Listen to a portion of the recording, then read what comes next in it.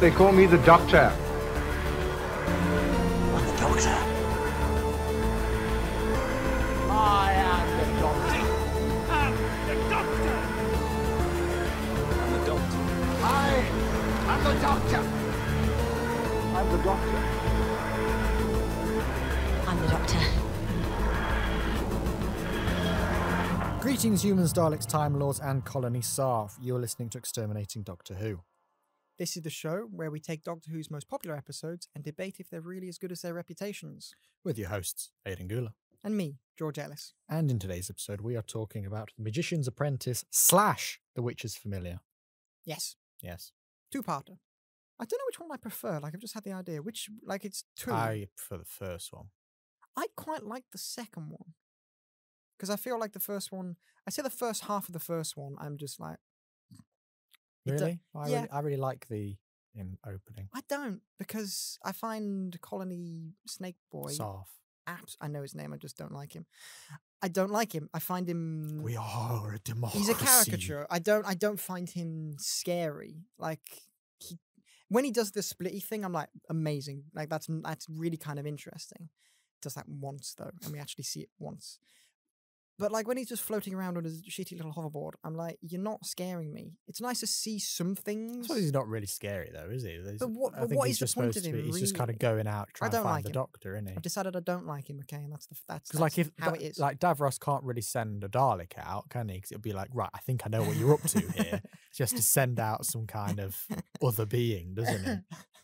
I mean, if there was a Dalek going around going, where is the Doctor? It'd be like, okay, right, I think I know what's going on. Fair point, okay. But no, there's something about fair point. He just irked me. I don't know why. He felt out of place because he just felt out of place. Like, he just felt weird. I feel like they could have added maybe someone more Dalek-y, like subtly Dalek-y, you know? They could have done, I suppose, a Dalek agent like the medieval fella is when he has the thing.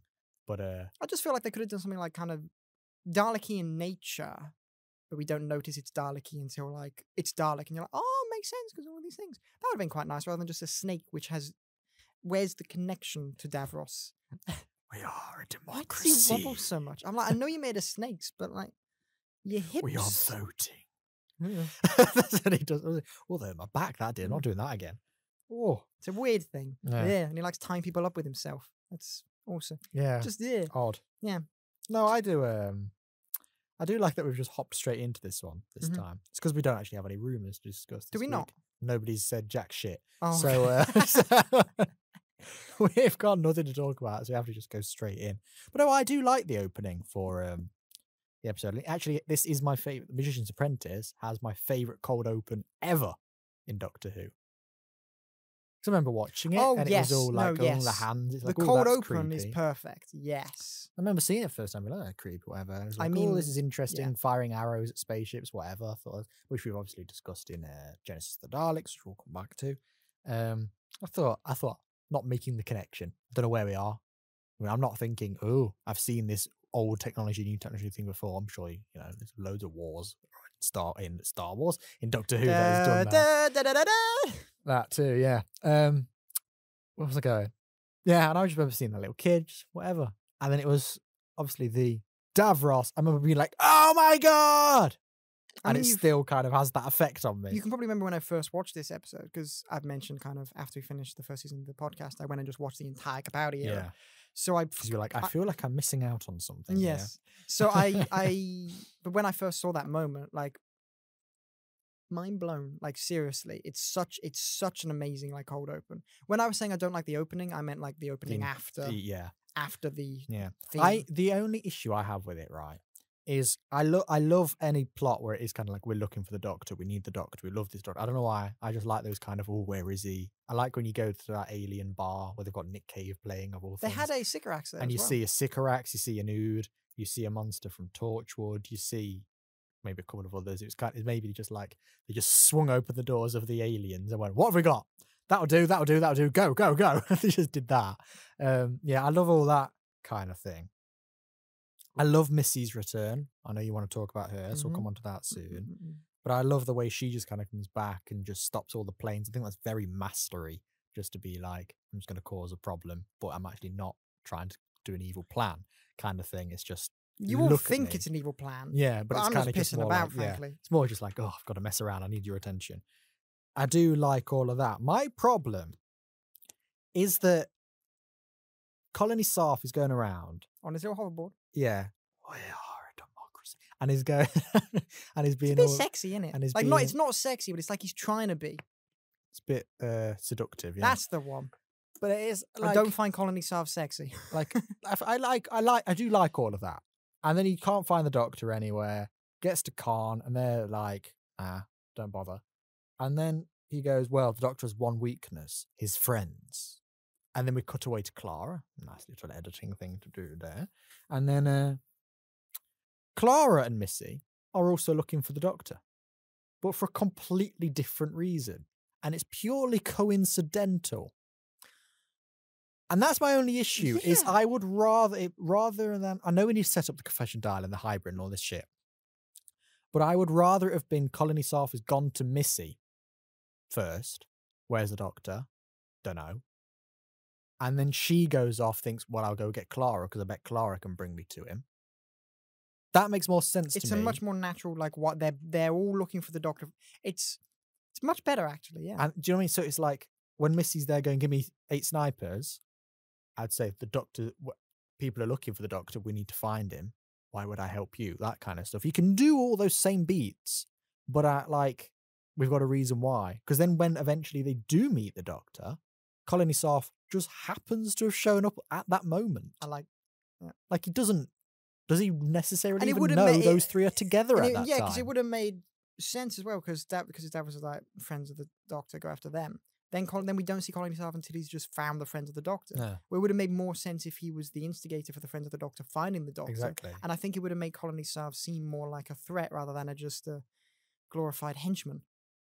If it was like Missy's working for Colony Sarff, or Colony, she's and it would have added that. Sarff. Yeah, and it would have. Yeah, I think it just would have been an extra layer, really, rather than it being happenstance. They're all looking for the Doctor at the same time, because it could have quite easily been the Doctor just goes by himself. Yeah. So, because I do like it. I like what I'm seeing, but I'm a bit like, this is a complete coincidence. This doesn't happen like in real life. That's the odds of that happening at the same time. Like the odds of that happening in Doctor Who at the same time, given the fact, yeah. But then again, the Doctor gave the confession dial because he knew he was probably going to go to his death. But that's a different plot line, isn't it? But they assume it's because of here. They assume it's because of Skara. So they had a little conversation after the second one starts, remember? They're like, if he doesn't think he's going to win, he's going to die. I suppose so, but I feel like... But I had to think about that. Like, I get your point. Like, it's less... Yeah, but I don't know if it really feels like he's running away specifically from Skaro. Because it's kind of like when he sees the sonic screwdriver, it's kind of a bit like, oh, that thing. Rather than being like, oh, I've caught up. I don't know. I get you, though. I do kind of just think it just seems... All you need to do is just change why is Missy looking for the Doctor. And then you can also bring the confession dial in somehow. Just make the reason Missy's there the same as why, or at least because of Colony Sarff and Davros. So it's actually one big kind of... yeah, I would prefer that. That's the only thing I bump into there in that. It's the kind of thing, because I love this episode, and actually what we're doing here is, because it is an episode that people really like, but I often do see people go, not sure about that one. And the reason I've put it here is because I am telling you this is a good episode. So it's like, it's not one of those I can't... He's gone Power Man. Yeah, it is. I'm now, because I decide the schedule, I'm deciding what is good or good or bad. That is what I'm doing. You are God. I have the power. This is my Time Lord Victorious arc. But it is like, it's making the case for why I think it's good. But there are still things I go, yeah, all right, fair enough. It's not perfect, this two-parter. The reason I think I prefer the second part is because I think it has a lot less wrong about it. Like, I'd say the main problems I have with the first part of this two-parter is the first part of the first parter. Just kind of the Earth stuff. Like I found the kind of the colony stuff's a bit annoying, but that's okay. But the Earth stuff I found more annoying than anything. It was Where does he go afterwards as well? Because he disappears after a while, doesn't he? He goes off. I don't know. Do you know what I mean? He just kind of vanishes, doesn't he? I don't like him. He's pointless. No, not pointless. He's just, he doesn't feel menacing. All he does is kind of tether up the Doctor at some point and then pretend to be wires. So how'd they even defeat him again? I forget. Who? Colony Sarff. That's what I'm saying. He vanishes. He's there, and then he isn't.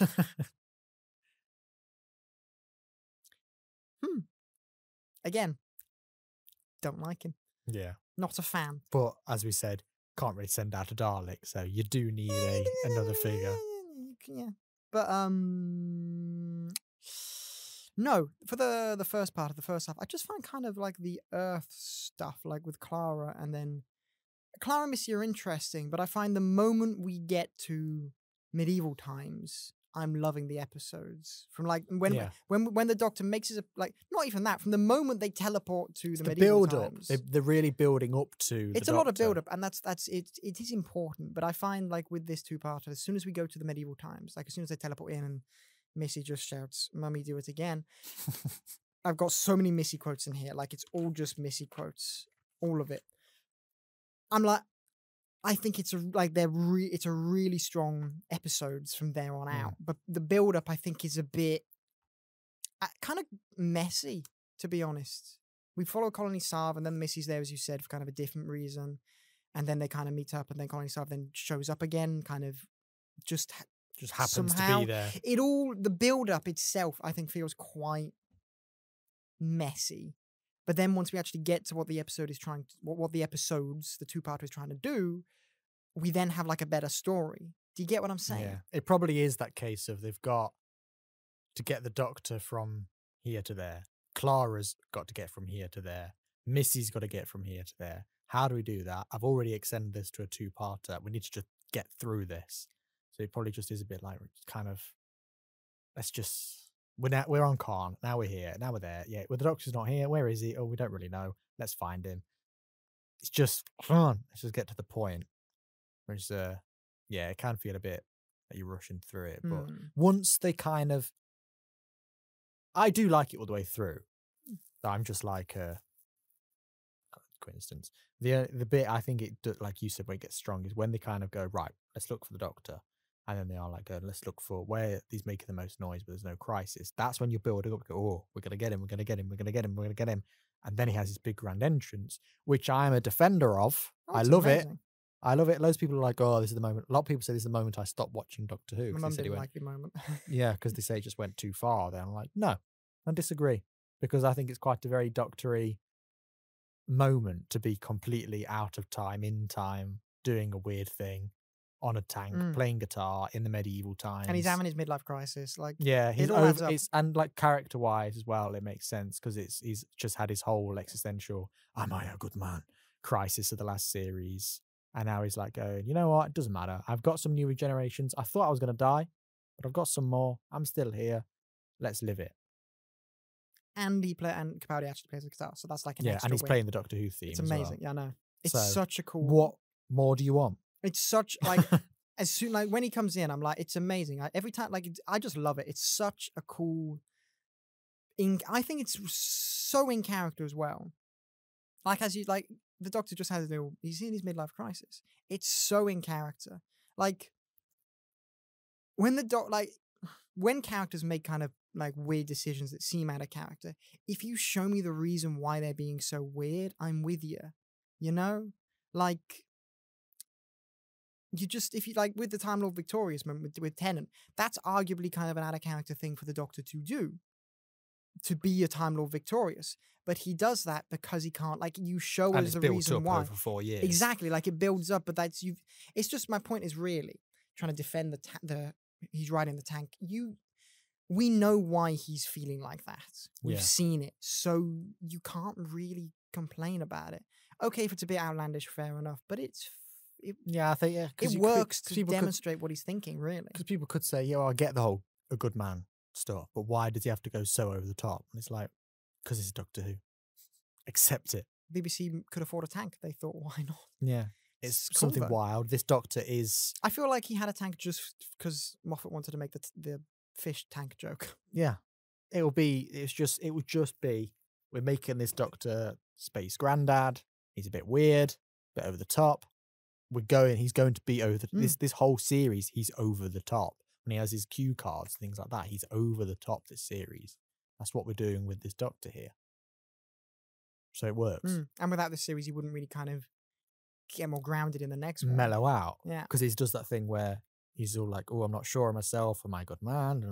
Then he overcompensates. And then he kind of thinks, oh, I need to find the balance. And then series 10 is him finding that balance. There is a character arc. People say it's inconsistent. It's not. It's a character arc. That's how characters work. Yeah. For characters to change and grow and then realize themselves. That is what we call development. Yes. People do that. Yes. Since you were a small child, in fact. Yes, and I feel like I don't want to really try and patronize people, but I feel like a lot of people who I feel like a lot of people who say they don't like the tank scene just don't get it. Anyway, even then he switches from that. He becomes serious quite quickly once Colony Sarff arrives in the Sonic Screwdriver. When they say, "Oh, that's shame on your face," he suddenly becomes the Doctor we know. He's all like, I'll go, and he's protecting Clara and Missy. It's the idea when it comes down to it, he's still the Doctor. Yeah. Even if he says he isn't or whatever, he still is in his heart, and he can't help being that. Exactly. And it's like there's a key difference between Missy and the Doctor here. Doctor runs out of the room, Missy pokes Davros in the eye. I love that bit. Yeah.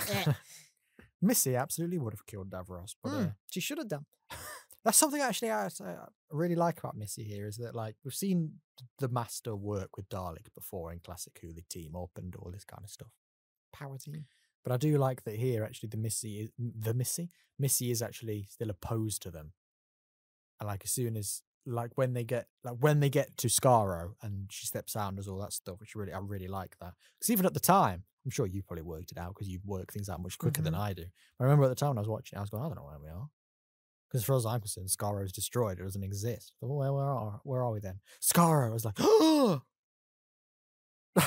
he was eating his dinner. But you know what I mean? It's like if you're told Skaro's destroyed, you don't assume they're on Skaro, do you? But it's when Missy goes like, so you see Missy's face drop. Before we even cut to the Doctor, Missy's face drops and is like, oh, this ain't good. I love that moment. I've got it written here.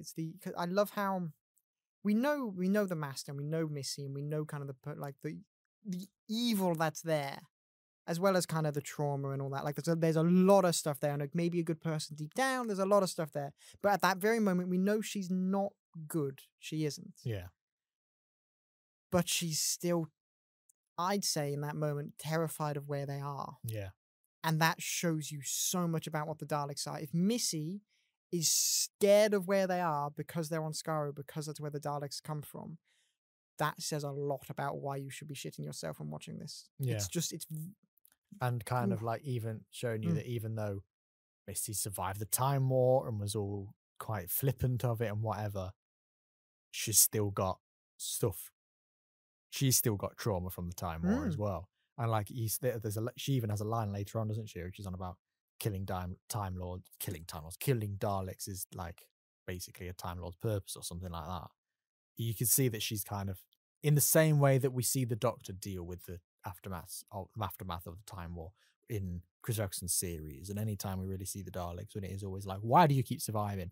And this is Missy's version of that. And we see how she deals with it, and it's in a lot of kind of, I'm going to kill you. She hates them. She does. And she kind of tortures them and torments them in a way, like especially in the grave. She's poking them, but it's not just because they're all mushy stuff. She's doing that because they're Daleks, and she's kind of mocking them for what they are in a way. The Doctor hates them, and we explore all of that. But the Doctor kind of still has his compassion side, and it's all kind of like there's a lot there, and ultimately I'd say he's a good person. Whereas with Missy, you have this kind of trauma and this anger at the Daleks, and she doesn't hide that. Like she doesn't express that with kind of, I've got to stop them to save people. She's like, I've got to kill them because I hate them. She's driven by the hate, whereas I think the Doctor's driven by the fear. And I think that's very. Do you think I think I'm onto something there? Just kind of. I think that's the crux of it, really, with how like the Doctor is scared of what the Daleks can do, and therefore is angry at them. Missy hates them for what they are and what they did, and therefore just hates them more. And it's hate versus fear, and it's the way Doctor responds is got to protect the people I love by getting rid of this thing. The way Missy responds is I hate this thing for what it did, so I'm going to torture it for what it is. Just Missy's amazing. Yes. Yeah. A wise observation. Do you think this episode would have worked without Missy? No. Not for me, at least. I think it still would have been fun. I think it would have been. I still would have enjoyed it. I think if I would have done this without Missy, I would have also got rid of Clara. I would have just had it be a Doctor episode. If I were going to do this, it would have just been one parter, obviously, and I think that would have been interesting. But without Missy, I think we lose a lot of kind of. I would have honestly just found it quite boring, just following Clara around, because she doesn't understand where they are, and without Missy, we kind of don't get that. You don't get the same context of it. No. I suppose you could have put in well, the Doctor's talked about this place kind of thing, but it wouldn't have the same effect as seeing Missy is important for explaining the fear of what Scar, not the fear. She's important in explaining what Scar is to the audience.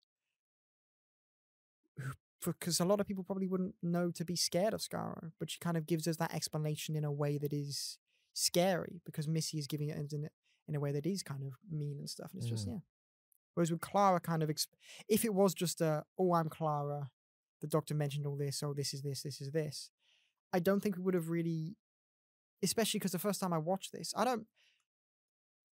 when did we do the Genesis of the Daleks? Was that after I'd watched my comparison? Yes, watched it, I'm almost certain it was. But because when I first watched this, I was watching it and I was like, I'm understanding where we are. I'm understanding why this is scary. I'm understanding everything. I'm with you. And I think in large part that's because of kind of the way we follow Missy, a Time Lord, around Skaro.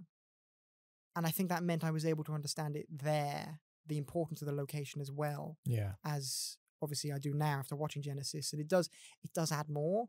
It really does. But it's not make or break. Yeah. And Missy's important for making it accessible, I think.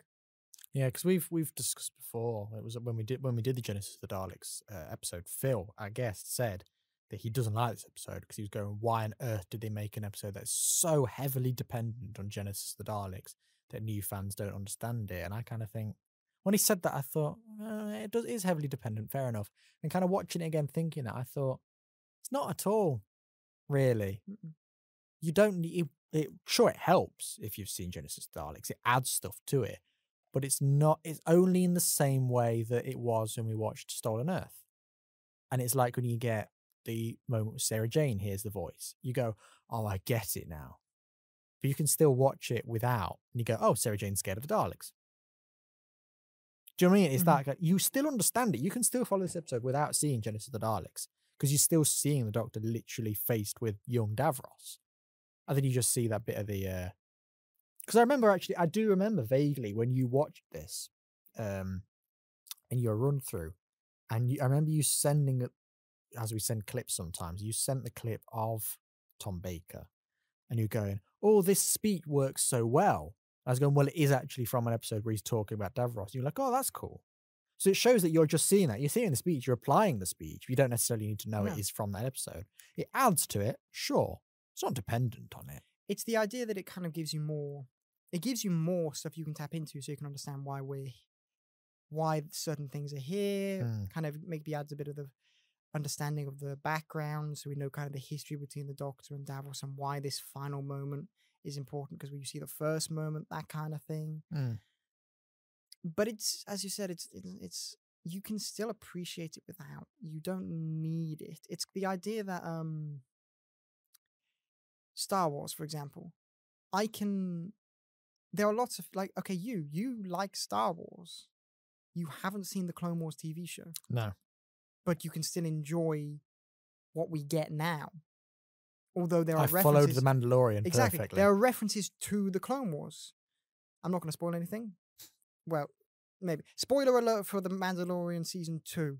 Ahsoka shows up. She's only a Clone Wars character. But you could still appreciate her showing up and understand it. Yeah. And that's the same kind of thing here. It adds more by knowing where Ahsoka comes from, but it's not make or break. No. And it's like, with Davros. You understand more by understanding their first meeting and where that speech comes from. But it's not make or break. No.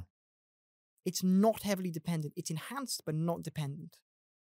And I mean, I'm living, breathing proof of that because I enjoyed it the first time. And then again, once you'd seen it. Yeah.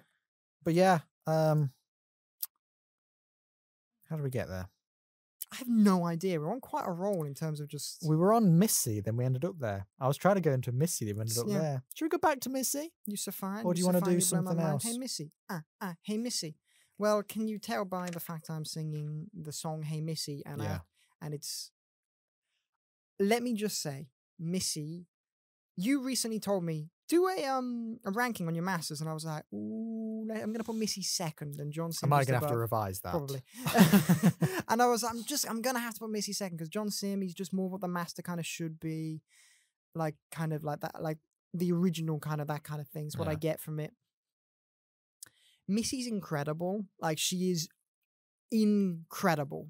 What I get from her is she gets an arc, and you see that. But I think when you mentioned like, give me kind of a list, I was thinking to what I saw Missy become. But I'm looking at Missy now, and she's very much master. Like she is. She is the master deep down. She's what you kind of know it to be. Elements of her becoming kind of the better person we see later on, but it's still like Michelle Gomez can fucking portray this evil person who we've seen do horrendous things, and you can see the trauma there as well.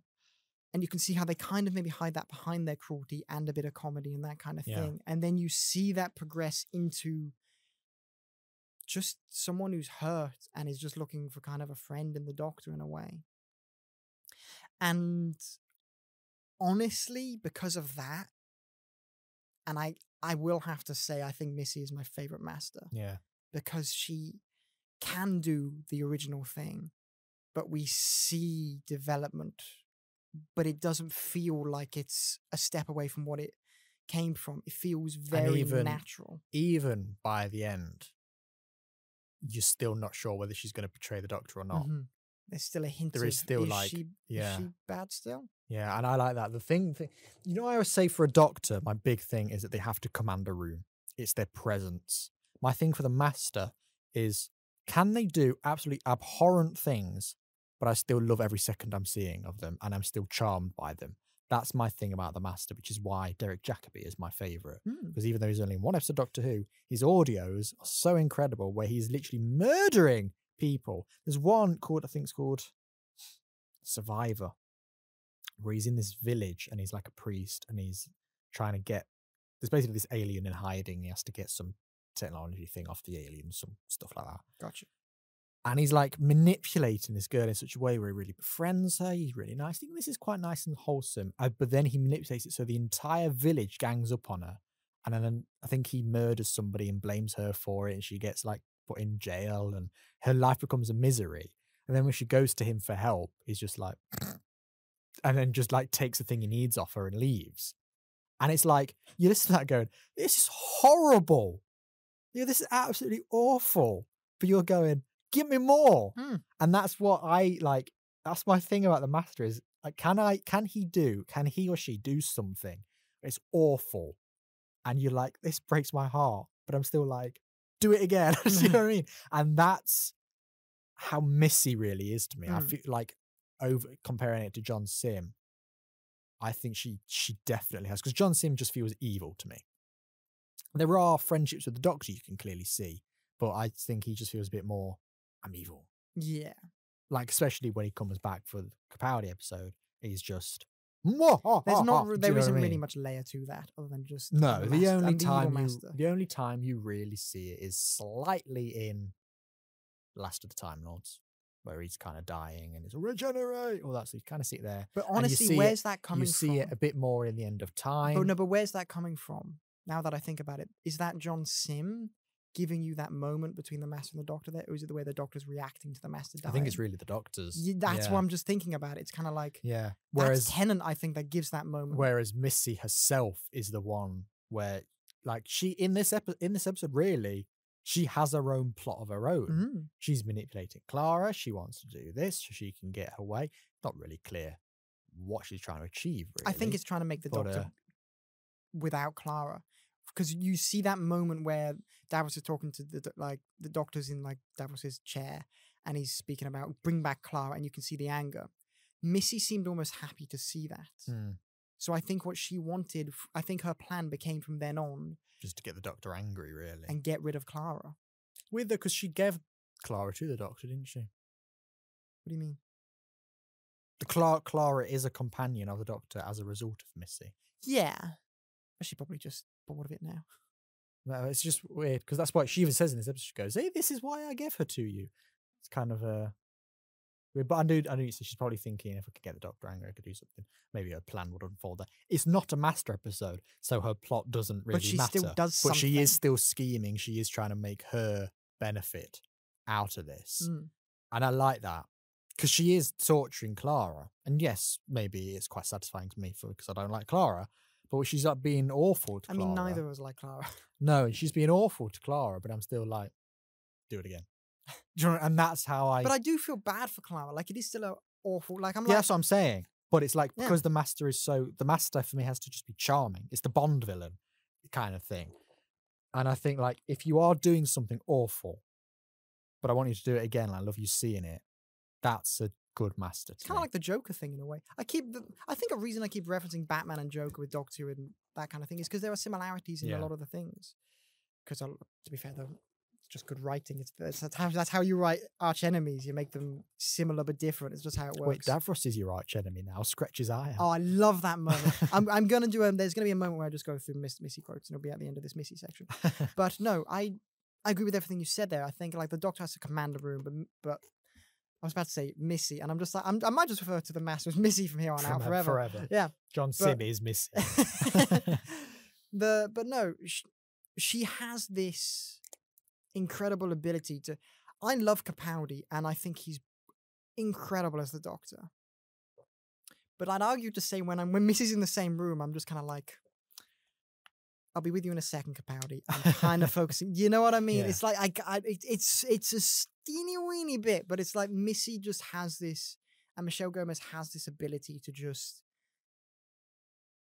evoke ludicrous amounts of charm while being evil, awful. Yeah, and it's like it's just you get it's great, and being weird at the same time, being batshit insane. Yeah. Like the first time she fucking teleports, mummy, do it again in like a thick accent.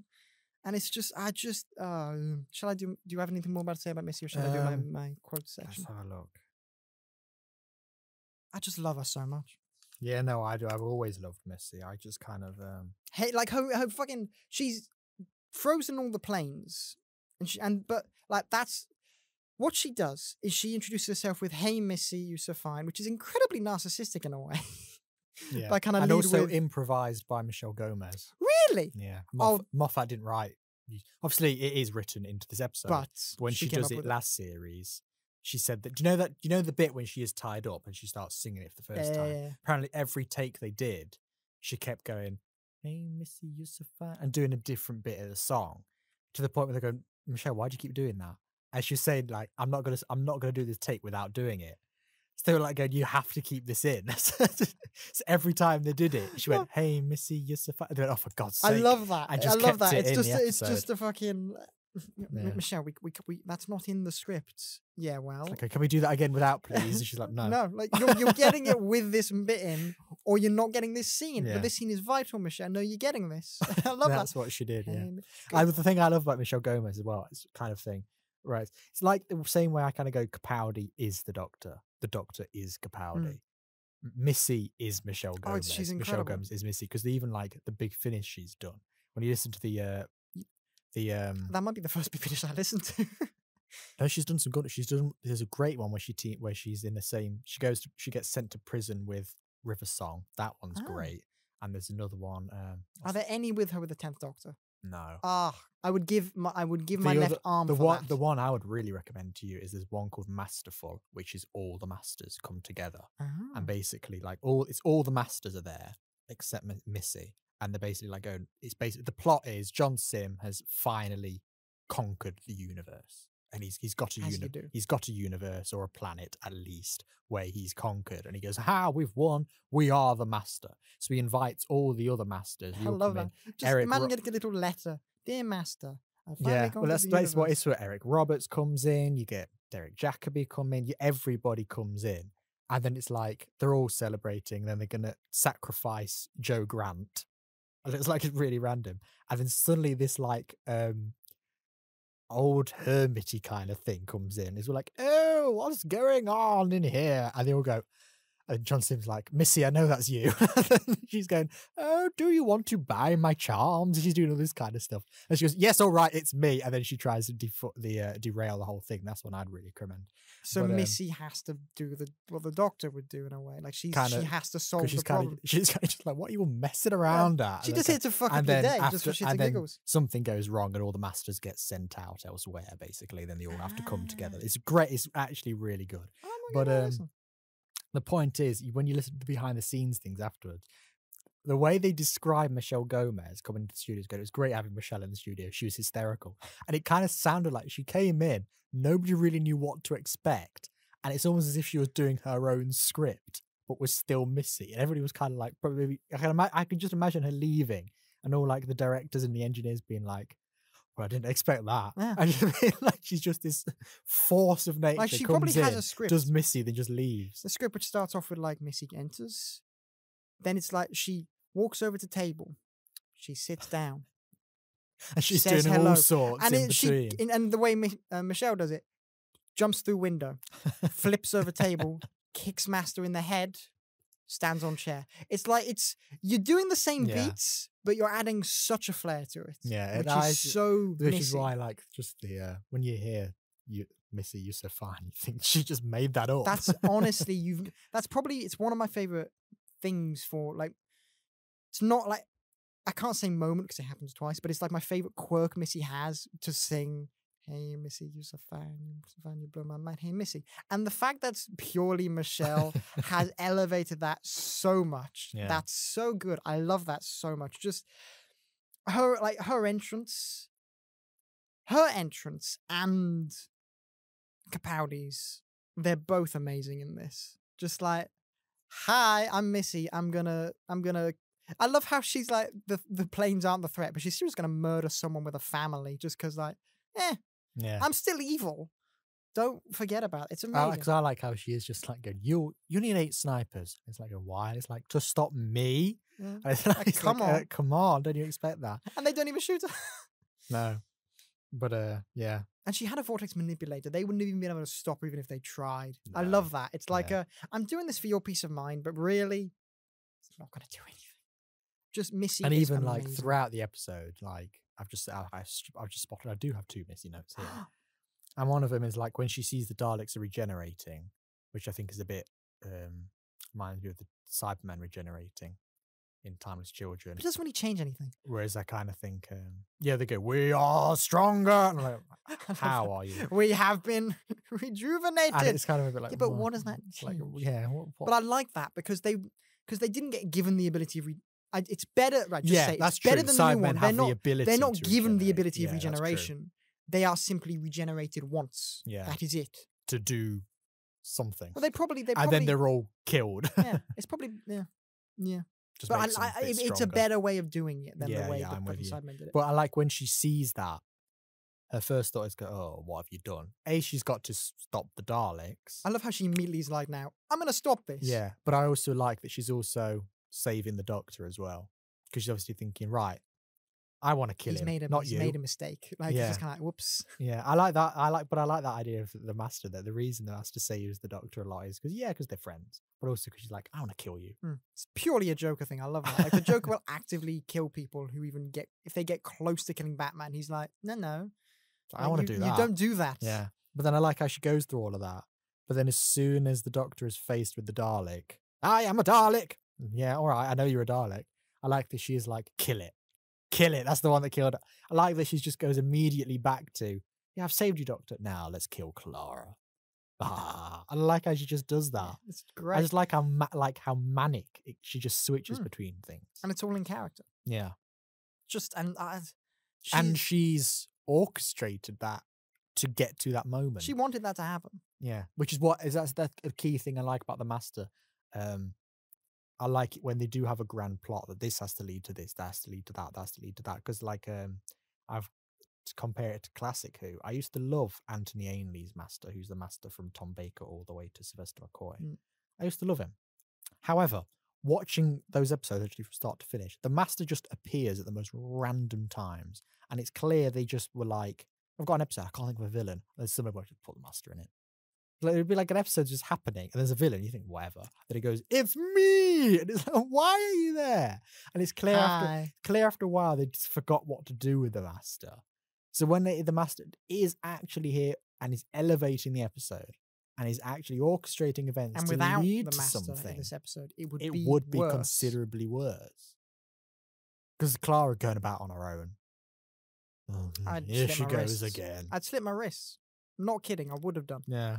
One thing about before you go on to your Missy quotes. I was going to say before you slit your wrists. Clara, I don't think it's as bad as in this episode as she usually is. Usually she doesn't get much. Usually she really grates on me, but in this one, I think she's far too smart. That's my issue. That she's like at the start, she's like, techno whiz, let's find the Doctor. He's in 11th. I'm like, how do you know how to do that? You're an English teacher. I kind of think that's one thing. And then later on, where when Missy's going through how the Doctor escaped that thing, which I love when you see the fourth Doctor and the first Doctor and all that kind of thing, and he's just the whole black and white sequence. I do like that, but then it's like, and how did the Doctor escape? And then she goes, where did the teleport come from? Did he use the same technology? And I thought, how have you thought of that? I wouldn't have thought of that. I would never have thought of that. I'm like, you said I'm notorious for predicting how films go. I would have not fucking had a You would never think, where would he get the teleport from? Because we later on he has a cup of tea and we know, and the explanation is accept it. So we know for the Doctor, just accept shit. Yeah. Like I would have just been like, he's got a teleporter. That makes sense. Yeah. That's my only issue. I get what you mean. Yeah. Usually she grates on me. This episode she doesn't. I do think she's perfectly fine. But I'm like, why are you so smart all of a sudden? Where's this come from? Yeah. And then when do we ever really see this level of genius again? Well, until she's flying a TARDIS later into the series, but... Sorry, I was just dreaming about Clara crashing the TARDIS. Dreaming About Clara sounds like an indie album. We'd like to come up with album names, but we haven't written a single fucking song. No. Dreaming About Clara, coming soon. Yeah, Clara's just fine in this. I don't really have anything to say about her because I've said why I don't like her before, and I've said kind of... I'm sure we'll probably do in Hellbent episode. We've dedicated quite a portion to her. Yeah. I don't want to give her any light. Go listen to that. Go. You'll probably hate it. No, but Missy. We've got a guest. It mixes it up. Yeah, okay. And it's interesting that Missy steals the show in what is like the Dalek for me fan service episode. Do you know what I mean? It's like going all the Daleks all together, but it should be one. It should be the one where that's the special weapons Dalek. That should be where you go, yeah, but actually you go, cool. Anyway, Missy. I found myself enjoying the side plot with Missy and Clara at moments a bit more than Davros and the Doctor. Moments. Yeah, I agree. Mostly really good with in some places. There's a bit where I think rather than being 2 episodes, I think this could have been an episode and a half. There's a bit where it does feel like you're kind of in a bit of a lull. And I do think that mostly comes from the Doctor just kind of hanging about with Davros. They do eventually get onto all the really good stuff, where Davros is saying, I gave the Daleks life, I don't control them. And he's talking about, and he's trying, when he gets into I just want to open my eyes, I just want to see the sun. When he gets into his plot, great. But there is a bit between Scarrow and that, you're like, what are we achieving? You have the Doctor and Davros, then you have the Doctor escapes, then you have the Doctor and Davros. That second bit of the Doctor and Davros one is the good one. Is really good. Yeah, I love all of that. I don't even really need to go into it because it's just so well done. I don't think you need to explain why all their speech works. It's just great seeing somebody face one of their greatest villains and showing compassion to them to the point where that leads to their downfall and they could actually kill the Doctor. But actually the Doctor has seen through it the entire time and was like, maybe you are doing good. But I still suspect you're not. It's great the way they do that. It's very good, and I'd say it's nice to explore kind of maybe a kinder side of Davros if that's there, giving us a hint of that when ultimately it isn't there. giving us the Doctor's compassion, giving us. It's nice leaning into that rather than just I hate Davros, I hate the Daleks. It was nice giving us that side. What's interesting is this episode was originally supposed to be written by Russell T Davies. Why wasn't it? And the reason was because Davros, Moffat came up with a plot which was about Davros on trial. That was the original plot of this episode. It was like, what would Davros do if he was faced with all his past? Which you do. Who was putting him on trial? I'm assuming these shadow which you can see. He's been on trial before as well. He was put on trial in the 80s. We never saw it, but he was put on trial. And then he was, because it basically, one episode he's arrested, next episode he breaks out of prison. So something. Something in I'm just between, picturing Davros in like a really shitty jail cell, just being fuck. He's put in stasis. So he's kind of still alive, but he can't move. I've never understood that for a prison. Like, that kind of defeats the purpose of a prison. Putting them in stasis keeps them alive. They're not serving out their time. No, but he's conscious through it, but he can't. So he is aging. It's like he's. Oh, good. Okay. It's like good. It's like if it's you're paralysis. in stasis, but he's still. Gotcha. So that when he gets out, he goes, "I have been." That's why he's all shouty all of a sudden. He's like going, "I've been frozen for 90 years," and he's like, and he's all mental over it. I'd be a bit annoyed myself. Yeah, you would, wouldn't you? So when I was kind of think when people criticize the 80s, Davros says too shouty. I kind of think, wouldn't you be after being frozen for 90 years? But yeah, where was I going at this point? Yes, Russell T Davies was originally supposed to write it, but it was because Moffat had this idea about putting Davros on trial, and the more he was thinking about it, he was going, we could see a child Davros, we could see these kind of things, and he went, that's really similar to Davis's original plan for the Stolen Earth. And if you read the writer's tale, which I never finished, but I got really far in, a great book, when he's talking about planning the finale for Series 4, when I was reading it, reading the plans Russ Davies had about exploring child Davros, putting him on trial, I was reading it going, this is the Magician's Apprentice. And this is what you're describing, what his original plan was for Series 4 finale is pretty much this episode. And it was dead interesting. So basically, it was almost as if Stephen Moffat came up with an idea, went, that's quite like Russell's, let's contact him. So he contacted Russell, said, do you want to write this? Russell went, no, I don't. So he went, all right, fair enough. And then he went off and Moffat wrote it and then it became something else. But yeah. Why did he say no? Was it a courteous no? Because that sounded a lot like a just, nah, fuck off. I thought for a long time, Russell T was like, I don't have any Doctor Who ideas anymore. I don't want to ever write it again. And then here we are now. And now look at the state of us. But yeah, so. Do you think that was a lie? When he said he doesn't have any ideas? I think it was. Do you think he did have ideas, but he's just kind of like, I want to distance myself because I've done it, and he doesn't want to give it any kind of thought? I think it's a bit of both. I think he was so burnt out, but when he left, the reason he left was because he was going, I'm running Doctor Who's Torchwood and Sarah Jane. I'm going to die. I'm going insane. He was just like, he'd gone completely mad by the end, so he had to leave it. And I think for a while you would go, I don't ever want to see Doctor Who for the rest of my life. I've had enough of it. Then once that period passes, and once you see how much people love your era, I think you would kind of go, because then when we get to like Doctor Who lockdown in 2020, you had short stories, things that were coming out that were written by Russell T Davies and to a high quality, like Farewell Sarah Jane, incredible, and you kind of go, he has still got it. He clearly has been thinking of stuff over the past few years to the point where now he's back writing Doctor Who. I still can't get over that. Like, it's such a weird. What time do we fucking live in? Where Russell T Davies is, this doesn't happen. You don't bring. Oh, that was the only rumor, but people are saying it's a false rumor and it's kind of like come from nowhere. Okay. But the thing was that saying Bad Wolf are interested in making multiple spin-offs. Ooh. That was the rumor, but people were like going, where's this come from? And nobody can really work out where it's come from. So it might happen, might not. It could just be somebody on Twitter went, they might be thinking of doing spin-offs. And people have gone, they're doing spin-offs? Do you know what I mean? Sounded like a Dalek then. They're doing spin-offs? Like, what the hell? What was I going to say?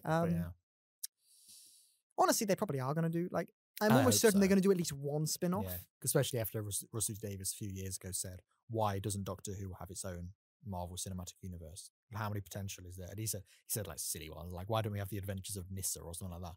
And like, I do think the first opportunity he gets, if they have a bit more money, he will go, do they need more? Do they need more? Let's do the Adventures They of need Nyssa. more money. They're getting $6 million an episode. No, but I mean, when they've worked out, right, this is what we need for Doctor Who. Oh, look, we've got that left. Should we make a limited series, 6 episodes? See if it gets picked up. For that kind of thing. And I hardly think if they went, oh, here's BBC. Here's Russell Davies with a new show. How do you think the BBC are going to go? No. Do you know what I mean?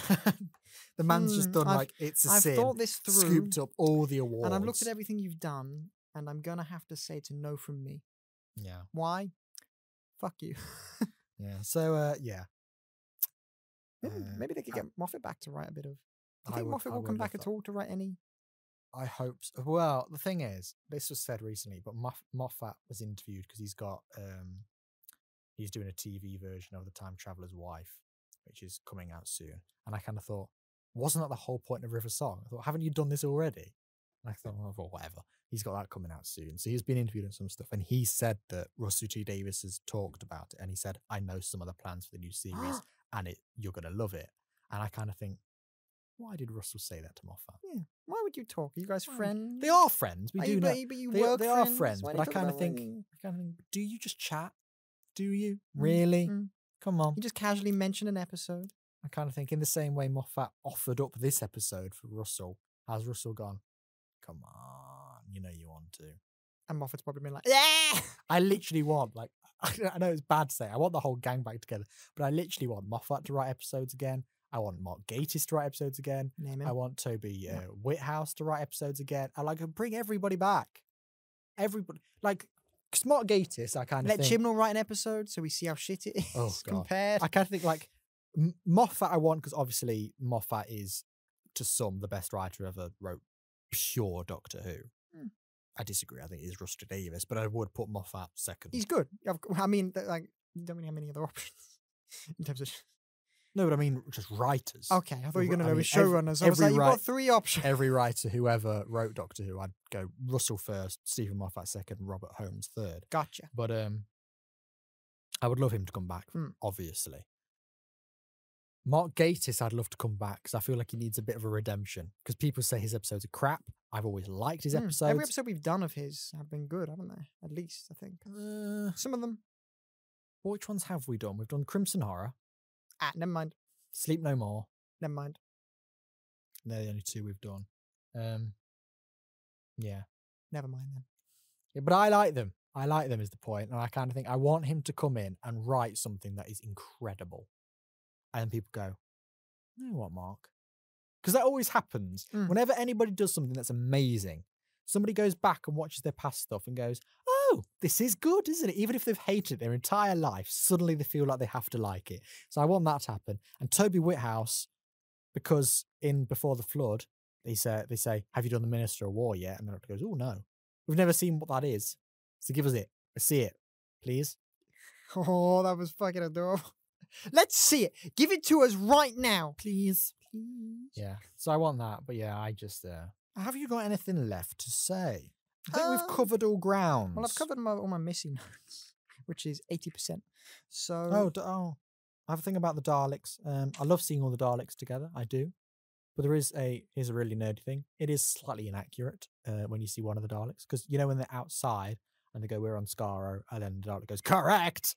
That Dalek has... you know how Daleks have the panels that go around? That Dalek doesn't have the panels that go around. New Dalek. Which is the original Daleks, 1963, didn't have those panels because those panels were later added because they are solar panels. That's how they get their power, so they can move around. The Daleks in the original story didn't have the panels because they got their power from the floor, and it was they could only move around in the Dalek city. So this Dalek doesn't have panels, which means it can only move around in the Dalek city. So how the hell is it out on the Skaro planet's surface? What it did is very nerdy point. It juiced but right. It was at the door and just went, just juiced itself up like for a really really juiced up. It goes correct, dies. Best it can do is like. So that's the only where I'm like going, how does that make any sense? Could you not have just got another Dalek? Probably because someone wasn't paying attention. But yeah, it's fine. That's the only that. I love seeing all the Daleks together because when you can wonder, why do the Daleks change over the years? Just the different armies, the different factions. Here they all are together. We've got the Time War Daleks. You've got the silver ones. It was nice. It's like nice. That. It's nice. It's better than... I would have been quite annoyed if it were just the bronze ones. Yeah, it'd have been like, surely there's more Daleks on Skaro than just those. I feel like I would have preferred to see more of the older ones. The only ones that I thought missing were Paradigm Daleks. But I thought that does kind of make sense because they were kind of their own thing. You know, the big Matt Smith ones. Yeah. I was just thinking. Because they came in and went, you Daleks are inferior, and exterminated the bronze ones. I kind of think maybe even though the reason they're not actually there is because Moffat was going, okay, you don't like them, which we've discussed. We've discussed in Victory of Daleks. Go listen to that one. But bring them back. I kind of think maybe in universe you could say the Paradigm Daleks were off. Doing their specialized their own thing. So yeah. Still can't get over if imagine we need specialized Daleks because otherwise it's boring what we're getting. I can't wait to see the new Daleks. Are we definitely getting new ones? Well, it's almost, I'd say it's a given. Imagine if we don't though. In the Russell Davies, it will get new Daleks. We'll go text. I can just imagine them going, these are my Daleks from 20 years ago. Why have we still got them? That's a fair point. 20, like it is. That's fucking, like, actually think about that. Russell Davies is coming back and they're still using the same fucking Daleks he did. But yeah. Wow. I would just go, why are we still using these? Why did they not just change the colour? Make them silver. They could have easily just made them silver. Same design, silver. And I would have been able to be satisfied for at least 5 years. These were a different army. All right, whatever. Wow, I think they'd look great in silver, actually. Why have we still got them? You see a lot of people who have done them in silver with blue balls. Because then it looks like... just like that. It looks like they've got blue balls. The 60s. Daleks and blue balls. Daleks. But yeah, I think that's me. We'll tuck it out. Yeah, I do love this episode, so I'm saying it is strong. Oh, it's a very strong episode. Definitely. Do you think it deserves to be in series 2? Wow. Of the podcast?